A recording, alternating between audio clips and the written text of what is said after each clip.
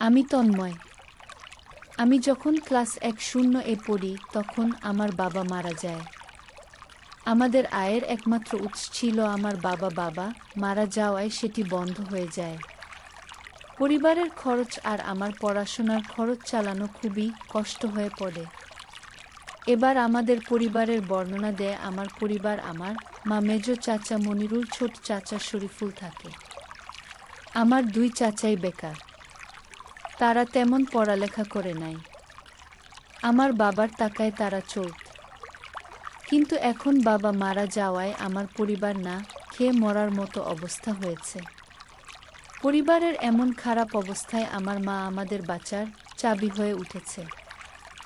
আমার মা অনেক সুন্দরী। আমার মায়ের বয়স ৩-৫ বছর। আমার মায়ের সবচেয়ে আকর্ষণীয় জিনিস হলো তার পাহাড়ের মতো উঁচু সামনের গলা। আমার মা সেবা খুব পছন্দ করত। আমার বাবা যখন জীবিত ছিলেন প্রায় প্রতি রাতেই তাদের দেখতাম দরজার পিছনে দাঁড়িয়ে থেকে। যাই হোক, আমার প্রাইভেট টিচাররা বেতন চাইছে। আমি বেতন দিতে পারছি না বলে আমাকে প্রায় যেতে আসতে না করে দিয়েছে। আমি এই কথা দিয়ে মাকে বলি। মা বলে কাল টিচারের সাথে গিয়ে কথা বলবে। আমি পরের দিন মাকে টিচারের কাছে নিয়ে যাই।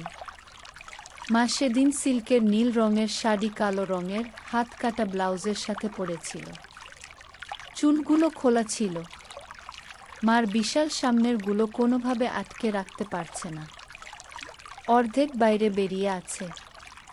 মাকে দেখতে একদম খানদানি সেই রকম মহিলাদের মতো লাগছে। রাস্তা দিয়ে যাওয়ার সময় লক্ষ্য করলাম সবাই আমার মায়ের দিকে চেয়ে আছে। আমার স্যারের বাসায় এসে পৌঁছলাম।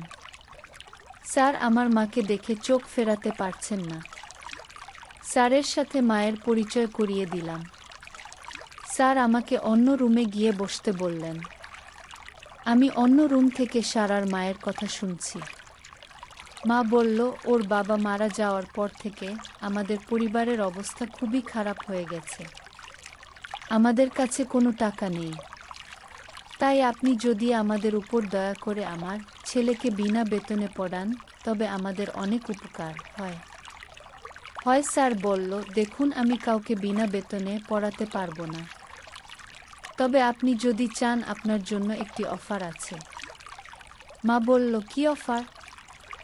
স্যার বল, আপনি দেখতে অনেক সুন্দর। আপনি যদি চান আপনার ছেলেকে আমি বিনা বেতনে পড়াতে পারি, কিন্তু আপনাকে একটি কাজ করতে হবে। মা বলল, কি কাজ করতে হবে? আপনি যা বলবেন আমি তাই করব। আপনি শুধু আমার ছেলেকে পড়ান। ওর বাবার শেষ ইচ্ছে ছিল আমার ছেলে ডক্টর হবে।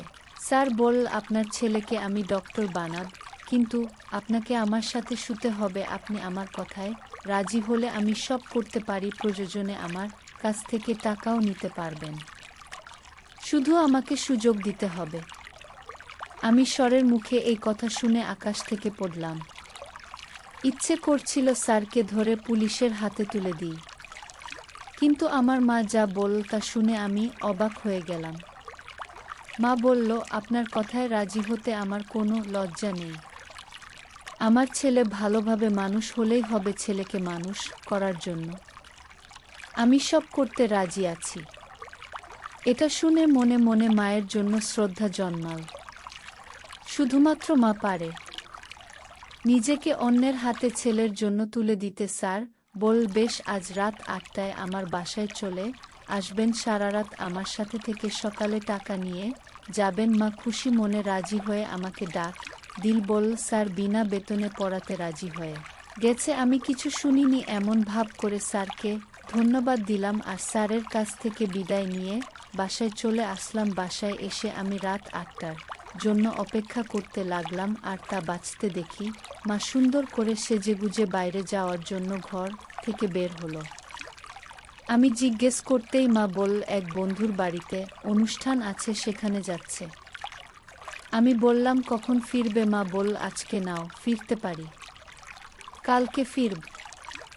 ফ্রিজে খাবার রাখা আছে, বের করে খেয়ে নিস, আর তোর চাচাদের খেতে বলিস। এরপর মা চলে গেল। আমি মায়ের পিছু নিতে লাগলাম।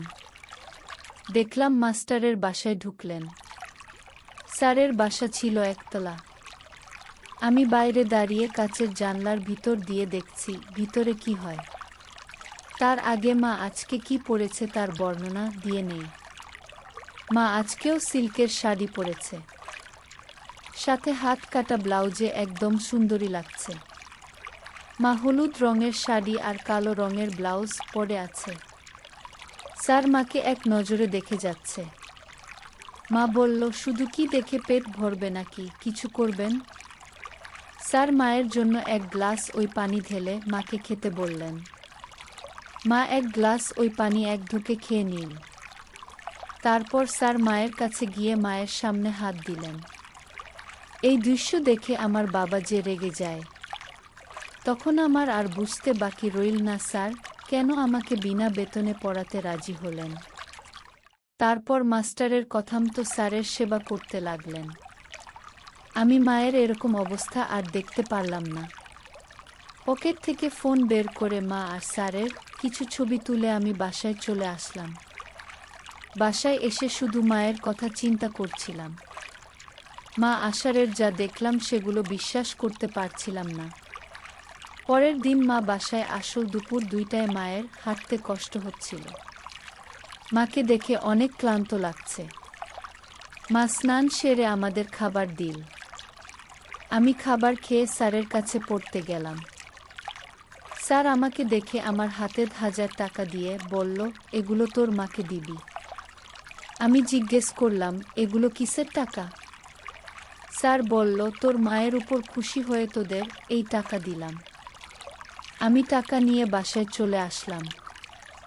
2 দিন পর আমার মাথায় মায়ের কিভাবে স্যারের মতো সেবা করা যায় শুধু সেটা ঘুরছে। ভাবতে লাগলাম কিভাবে মাকে সেবা করা যায়। ভাবতে ভাবতে হঠাৎ একটা আইডিয়া মাথায় আসলো। আমি রাব্বি ভাইকে ফোন করলাম। রাব্বি ভাই এলাকার বড় নেতা, এলাকার সব কাজ তার নির্দেশেই হয়। রাব্বি ভাই বলিষ্ঠ দেহের অধিকারী, গায়ের রং শ্যামলা, তাকে দেখতে গুন্ডাদের মতো। রাব্বি ভাই আমার বাবার খুব কাছের মানুষ ছিল। বাবা জীবিত থাকা অবস্থায় বাবার সব কাজে রাব্বি ভাই নিজে সাহায্য করত। আমার পরিবারের সাথে ভাই অনেক ভালো ব্যবহার করত।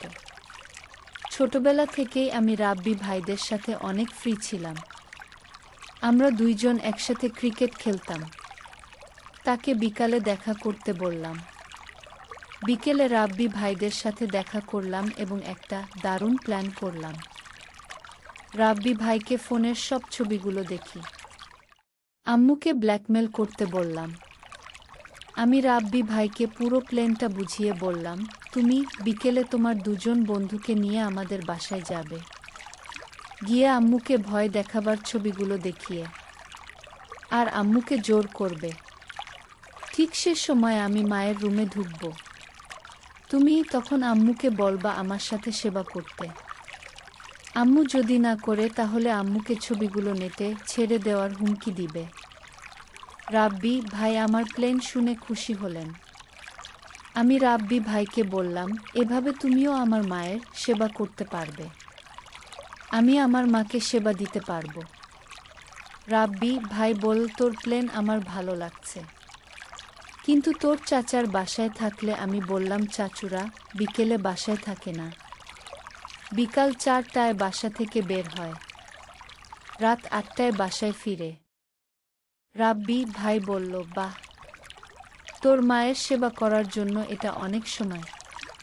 কালকে বিকেলে তোর বাসায় যাব। রাব্বি ভাইকে রাজি করিয়ে আমি বাসায় চলে আসলাম। এখন শুধু কালকে বিকেলের অপেক্ষা। পরের দিন বিকাল 4টায় রাব্বি ভাই আমাদের বাসায় আসলো। আমি মাকে আগেই বলেছি আমি খেলতে যাব, কিন্তু আমি আমাদের বাসার পিছনে দাঁড়িয়ে মায়ের রুমে উকি দিয়ে দেখছি কি হয়। রাব্বি ভাই আর তার 2 বন্ধু রাসেল এবং জাবেদ ভাই মার রুমে ঢুকে রাব্বি ভাই মায়ের চুল ধরে বিছানা থেকে নিচে নামা। রাব্বি ভাইয়ের এই ব্যবহারে মারা গিয়ে বলল, কি বেয়াদবি করছিস রাব্বি? রাব্বি ভাই মায়ের কথা শুনে হেসে বলল, বাহিরে কাজ করে এখন নাটক হচ্ছে, তোমার কাজের ছবি আমাদের কাছে আছে। মা ভয় পেয়ে বলল, কি যাতা বলছিস, কিসের ছবি আছে তোর কাছে? রাব্বি ভাই ফোন থেকে ছবি বের করে আমাকে দেখালো। মা ছবি দেখে লজ্জায় লাল হয়ে গেছে রাব্বি। ভাই বল, আমরা এখন তো সেবা করব বেশি, নেকামি করলে ছবি ভাইরাল করে দিব। মা প্রথমে আকুতি করলেও পরে কোনো উপায় না দেখে মা রাজি হয়ে গেল। মা আজকে পাতলা লাল রঙের শাড়ি পরেছে। কিছুক্ষণ পর দেখলাম মা এখন আয়েশ করে খাচ্ছে। 1-5 মিনিট পর রাব্বি ভাই নিজের স্থান পরিবর্তন করলেন। এভাবে পালা করে 3 জন 4-0 মিনিট আমার মাকে দিল। 4-0 মিনিট কাজ করার পরও কেউ ক্লান্ত হয়নি। রাব্বি ভাই নিজের ফোন বের করে আমাকে মিস কল দিল। আমি বুঝলাম এবার আমার এন্ট্রি নেওয়ার সময় হয়েছে। আমার হার্টবিট বেড়ে গিয়েছে। জীবনের প্রথম মায়ের সেবা করব। আমি ঘরে ঢুকলাম। ঘরে ঢুকে এমন ভাব নিলাম যে আমি কিছু জানি না। আমি রাব্বি ভাইকে নাটক করে বললাম আমার মাকে ছেড়ে দিতে। রাব্বি ভাই আর আমি একটু অভিনয় করলাম যাতে মা বুঝতে না পারে এগুলো আমার প্ল্যান ছিল। রাব্বি ভাই ছবিগুলি দেখিয়ে বলল, তোর মাকে কাজ করতে না দিলে এগুলো সব ভাইরাল করে দিব। আমি কোনো কথা বললাম না। আমি রুম থেকে বের হয়ে যাবে। ঠিক সে সময় রাব্বি ভাই আমাকে বলল, কই যাচ্ছিস? তোর মায়ের কাজ করা দেখবি না। রাব্বি ভাই আমাকে বের হতে দিল না। আমি সোফায় বসে আছি। আর তারা 3 জন আমার সামনে মাকে খেতে দিচ্ছে। মা আমার চোখের দিকে তাকাতে পারছেন না লজ্জায়। মায়ের মুখে কোনো শব্দ নাই। সবশেষে আমিও মাকে সেবা করলাম। এভাবে আমরা 4 জন মিলে আমার জন্মদাত্রী মায়ের সেবা করেছি। আজ কলেজে যাওয়ার সময় হঠাৎ আমার ছোটবেলার এক বন্ধুর সাথে দেখা হয়। ওর নাম ছিল রাজু। ওর সাথে অনেকক্ষণ আড্ডা দিলাম। ওর সাথে কথা বলতে বলতে জানতে পারলাম ওর মা আর বাবা ডিভোর্স হয়ে গিয়েছে 1 বছর আগে। কী কারণে ডিভোর্স হলো এটা জানতে চাইলে রাজু বলে ওর মা নাকি অন্য লোকের সাথে পালিয়ে গেছে। আমি বললাম তোর বাবা আর বিয়ে করেনি? রাজু বলল না, বাবা আমার কথা ভেবে আর বিয়ে করেনি। আমার মাথায় বুদ্ধি আসলো। আমি মনে মনে প্ল্যান করলাম মাকে রাজুর বাবাকে দিয়ে সেবা করায়। আমি রাজুর সাথে ওদের বাসায় গেলাম। আঙ্কেলের সাথে দেখা করলাম। আঙ্কেলের সাথে আগে থেকেই আমার ভালো সম্পর্ক ছিল। আঙ্কেল আমাকে ছোটবেলায় নিজের ছেলের মতোই আমাকে আদর করত।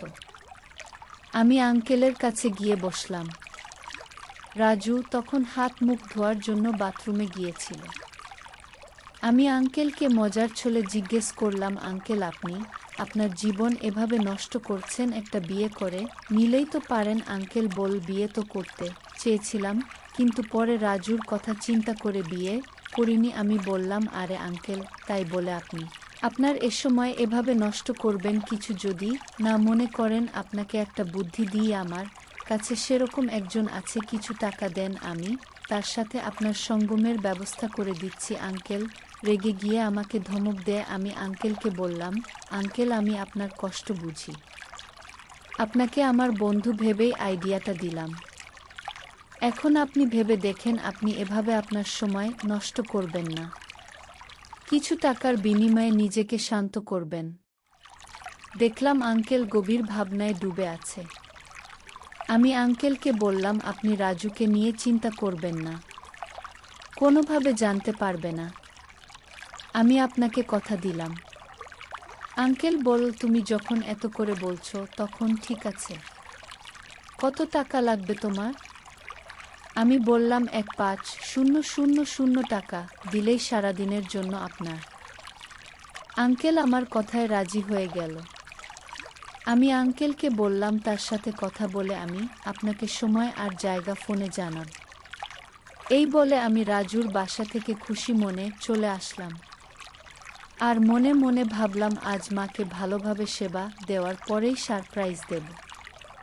সেদিন রাতে খাওয়া দাওয়া শেষে আমি আর মা রুমে এসে দরজা লাগিয়ে দিই। মায়ের রুমে ড্রেসিং টেবিল ছিল।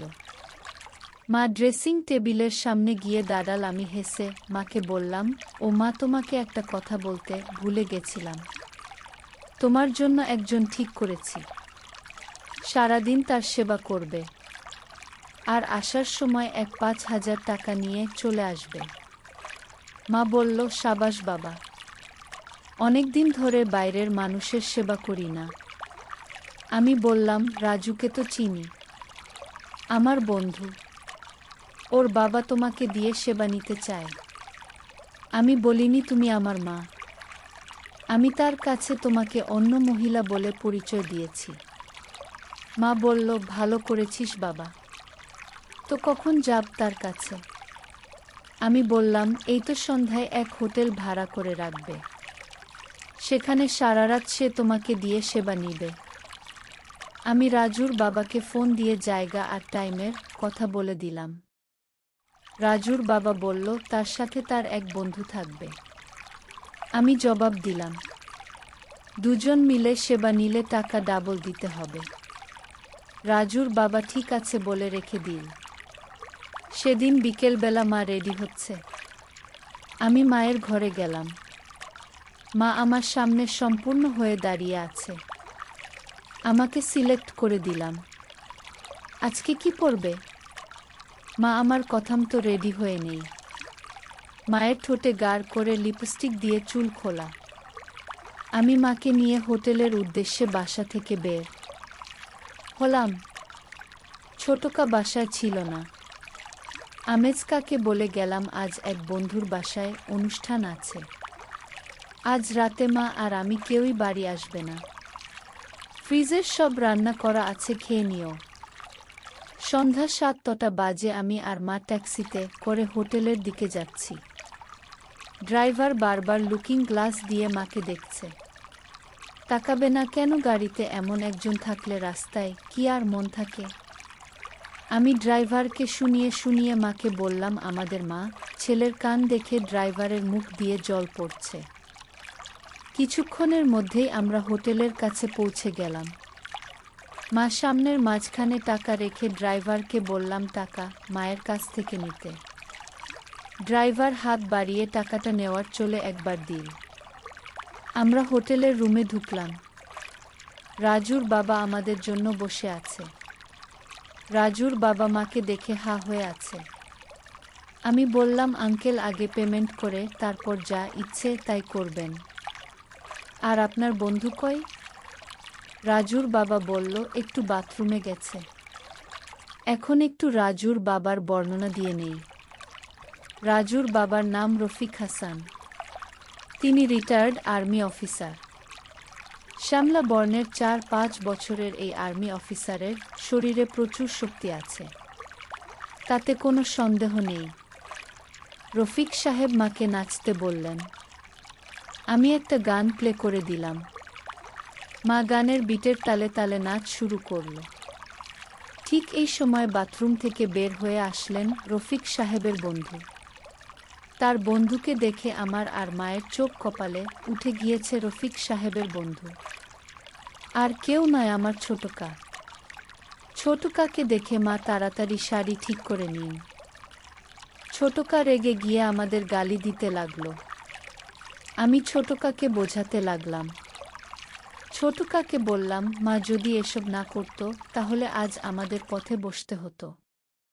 তোমরা তো সারাদিন ঘরে বেকার বসে থাক, কোনো কাজ করো না। তাই মা বাধ্য হয়ে রাস্তায় নেমেছে। কাকা দেখলাম আমার কথা শুনে চুপ হয়ে গেছে। আমি মাকে বললাম, মা তুমি তোমার কাজ চালিয়ে যাও। এদিকে রফিক সাহেবের বুঝতে বাকি রইল না যে এটা আমার মা।